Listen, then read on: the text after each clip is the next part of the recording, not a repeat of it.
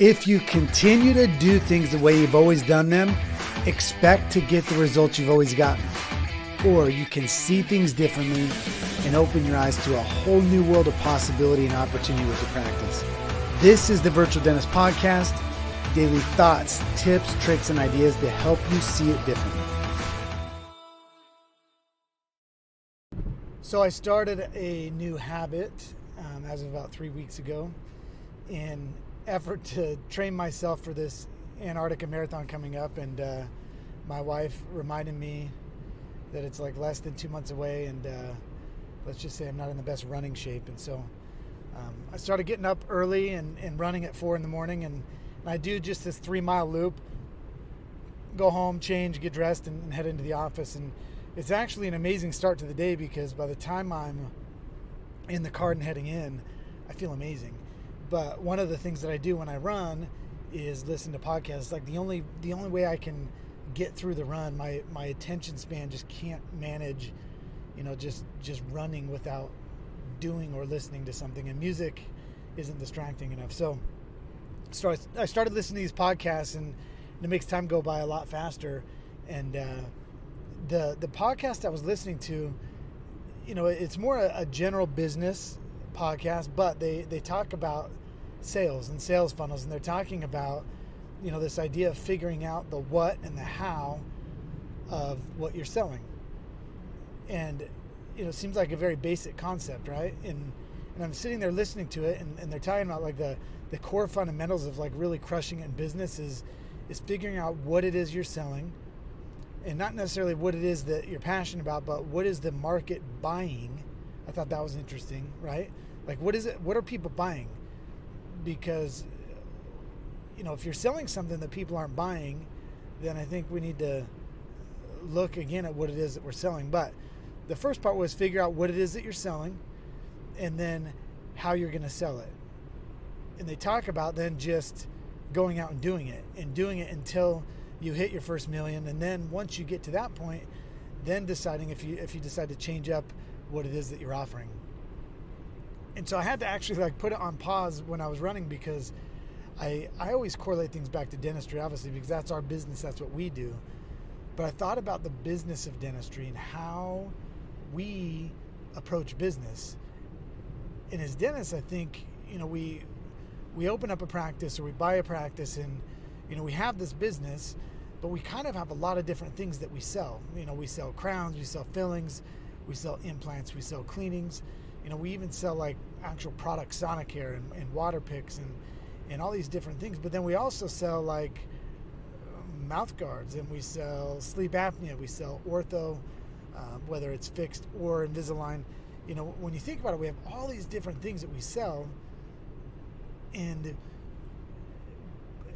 we don't have a real strategy as far as like figuring out that one thing, the one thing that we're going to be known for, and the one thing that we're going to sell.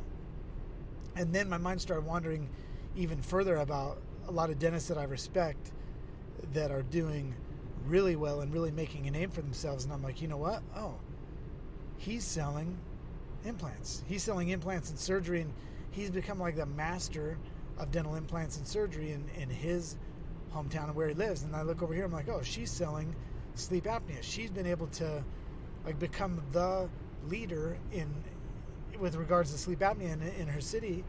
And so she's busy just doing a ton of sleep apnea. And then I think over to the 6 Month Smiles guy or the Invisalign guy, and I thought about all the people that I know that are really successful as dentists, and they all have something. They all have that one thing that they're selling. Yeah, they still may be a general practice, but you don't see them running ads talking about cleanings, exams, x-rays, one visit crowns, fillings, implants. No, the ads they run, they're selling one thing, and they're becoming the expert at that one thing. So I want to stop and think about that for a minute. Like in your own practice, what are you selling? What does the general public perceive you as selling? Because if you're perceived as just kind of a jack of all trades, that's not a bad thing. I mean, you could be really successful being a good general dentist and just really doing well at it. But it's a more difficult path because, you're out there competing with every other general dentist that's out there. Whereas if you pick like the one thing that you love and then just try to sell that and sell more of that, what happens is the more of it you sell, the more of it you do, the more of an expert you become, and so the more you sell. And I correlate it to my own story with virtual consults and with cosmetic dentistry. You know, a few years ago, I was a really good general dentist that just happened to do a lot of cosmetic dentistry because I got good at knowing how to talk to patients when they came in as new patients. And, you know, it's kind of almost like the upsell, right? Because we see them in the chair, we talk to them, and then we ask them certain questions that try to get them interested in cosmetics in hopes that they decide to move forward. So now I compare that to what I'm doing now.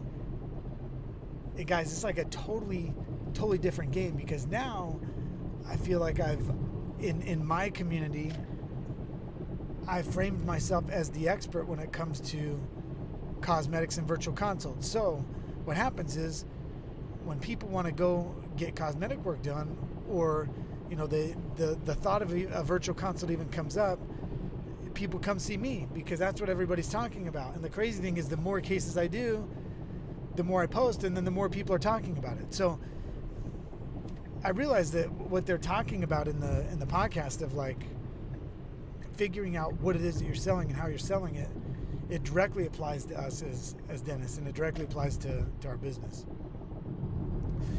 So let's pause for a minute and kind of have like an open discussion. I think the way we go about this, if you're sitting there and if any of this is resonating with you, I think there's like a real strategy you have to put in place as to what it is that you want to do. And first you think about your market and who's dominating the market right now. You know, is there somebody in your hometown that's just dominating the space of dental implants?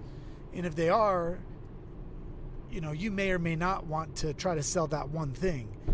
You know, the benefit sometimes of going in second is, you know, you got somebody who's built up quite the reputation and has brought this big awareness of dental implants, and you come in second, and maybe let's say your implant fee, maybe his is up to like $2,200 a tooth now because he's crushing it. Well, now everybody knows about dental implants, so maybe you come in at $1,900 a tooth per implant, and now maybe you're a great alternative for a lot of these patients. So that's one thought. You know, figure out what it is that other people are doing, and then position yourself accordingly. Or the second approach is figure out what it is that you love. And I think that to me is the better approach, because if you can frame yourself as the expert at a certain thing, but it's actually the one thing you love doing, that's when everything changes. That's when it becomes fun and exciting, and that's when dentistry becomes like something you look forward to every morning, and you get up excited to go to work because you're growing your brand, you're growing your reputation. And the funny thing is, it's like that old saying, the rich keep getting richer. Well, what happens is, the momentum starts moving and it starts rolling, and then it just keeps getting faster and faster because you're becoming an expert in what it is that you do. All right, so this is for all those that are sitting there thinking, well, yeah, easy for you to say, Harris, like you've already done it. It's real easy to become an expert when you've got, you know, a 2 or 3 year head start on us. You know, that's not how it works, because if you look at every market, I mean, there is so many patients out there. There's so much out there, you know, that people are dying to find somebody they trust. They're dying to find, you know, the right dentist and the right fit for them. The patients are infinite.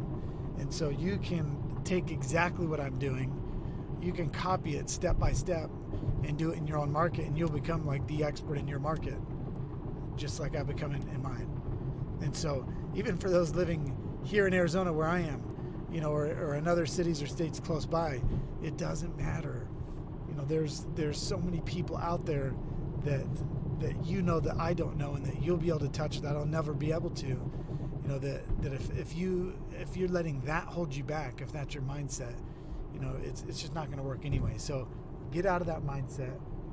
Think bigger.